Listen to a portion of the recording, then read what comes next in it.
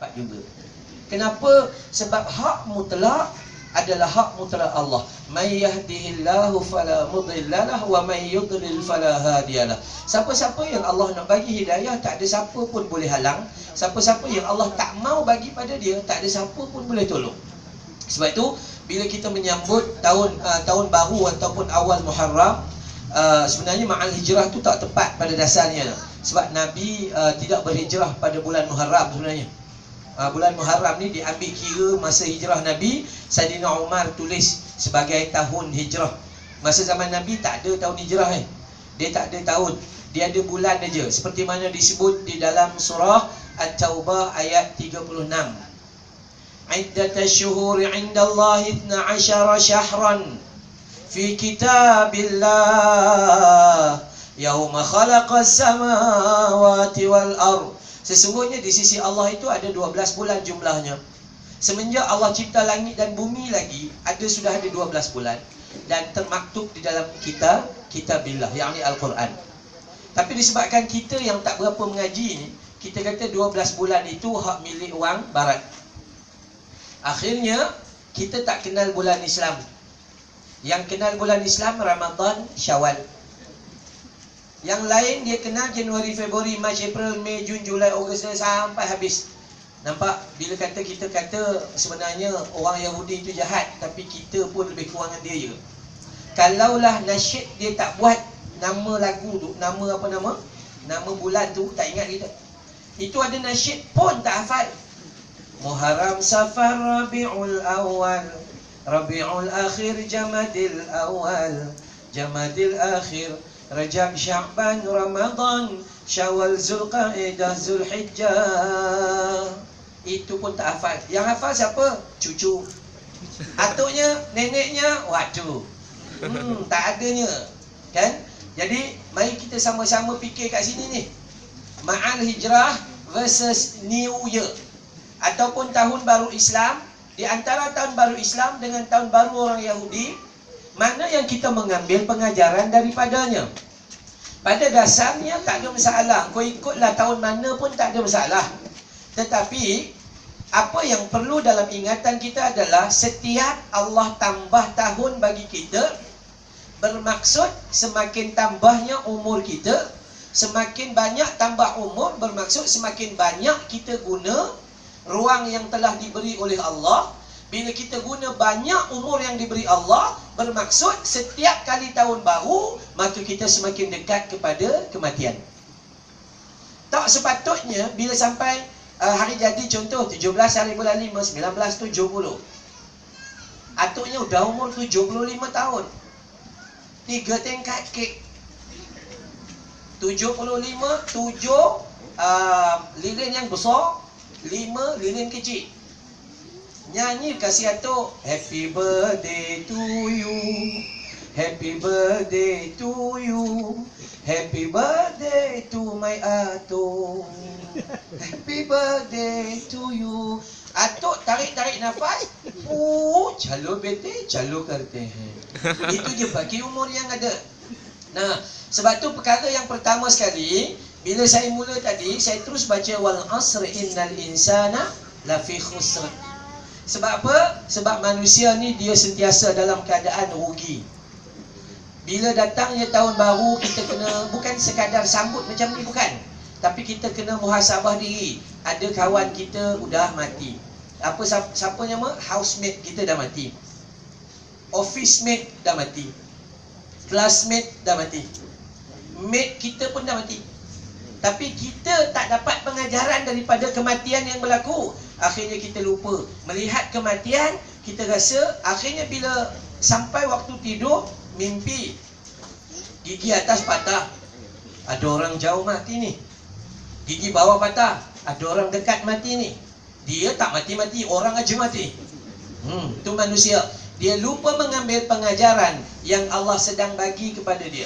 Oleh itu tugas pertama kita, jom cek sekejap. Wal asr innal insana lafi khusr. Demi umur, demi masa, demi ruang dan peluang yang diberi oleh Allah, kebanyakan manusia dalam rugi. Masa kita duduk dalam, kita kan ada 4 alam.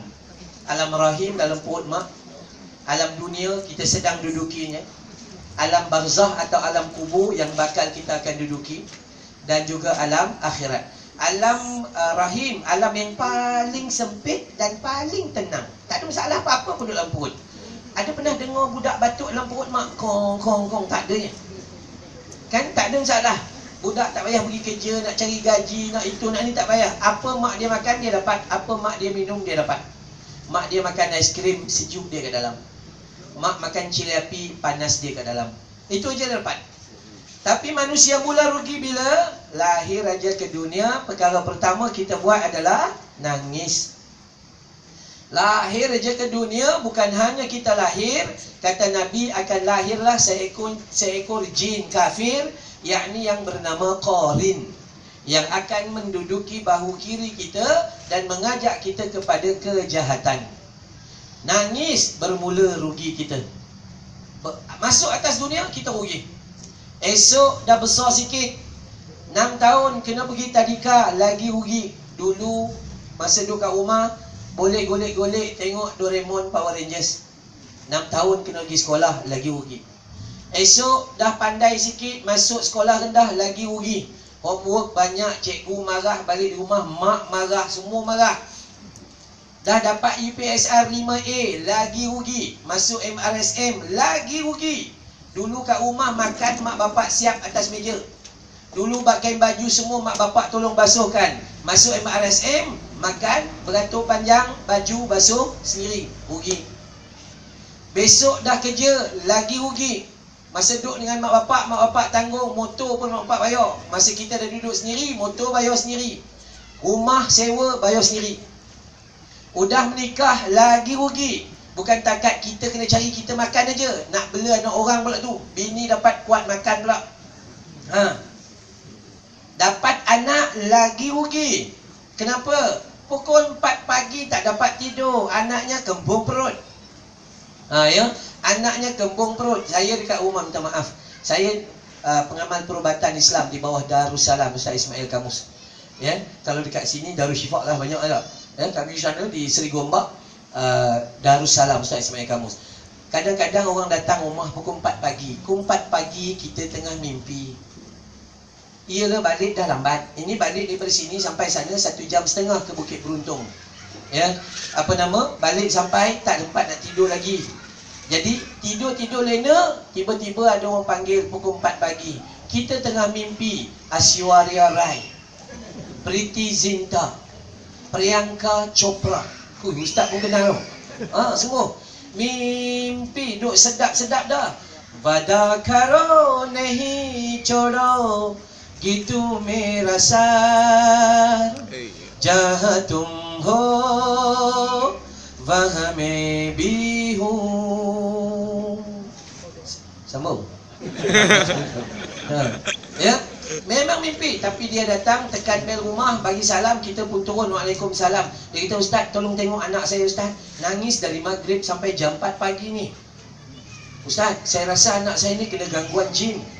Kita sakit, selalu nyalahkan jin. Jin pun tak berkenan dengan kita. Kita terlebih jin dari jin. Jin sekarang mana ada seluar? Semua kita ambil seluar jin. Mana ada seluar sekarang? Sibuk sikit-sikit jin.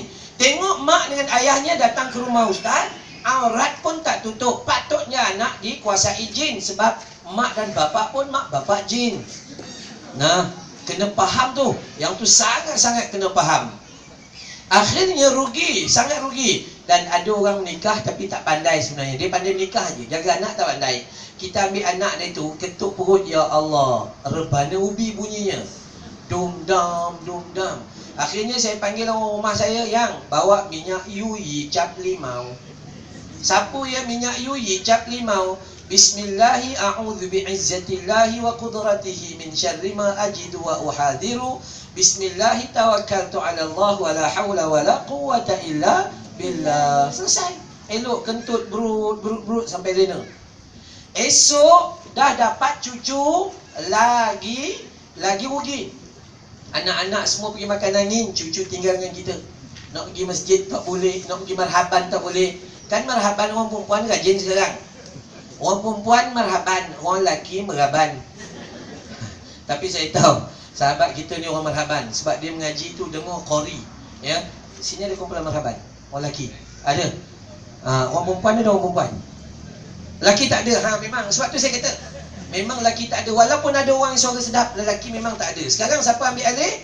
Perempuan. Cuba bayangkan perempuan yang